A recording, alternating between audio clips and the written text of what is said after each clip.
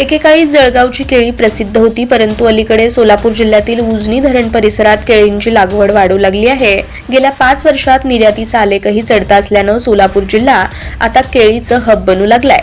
गेल्या वर्षी जिल्ह्यातून 39,727 कंटेनर निर्यात होऊन 4,000 कोटी रुपयांचे परकीय चलन या व्यवसायातून देशासाठी उपलब्ध झाले आहे. सोलापूर जिल्ह्यात केळी पिकासाठी योग्य हवामान असल्यानं निर्यातक्षम केळीचे पीक वर्षभर घेतले जाते. शेतकऱ्यांनी बाजारातील चढ उतार पाहून लागवडीचा कालावधी ठरवावा व टप्प्याटप्प्यानं लागवड करावी, त्यामुळे नुकसान होणार नाही. वर्षभरात 15 लाख मेट्रिक टन केळीचं उत्पादन होतं. त्यापैकी 40% केळी स्थानिक बाजारपेठेत व देशातील इतर राज्यांमध्ये विक्री होते, तर उर्वरित 60% केळीची आखाती देशांमध्ये निर्यात होते.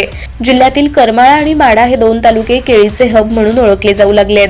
टेंभुर्णी परिसरात देशातील सर्वात प्रमुख केळी निर्यातदार कंपन्यांनी आपली कार्यालये उघडली आहेत. त्यामुळे सोलापूर जिल्ह्यात मात्र निर्यातदारासाठी संपूर्ण वर्षभर केळी उपलब्ध आहे. त्यामुळे 10,000 लोकांना आता यामुळे रोजगार मिळाला आहे.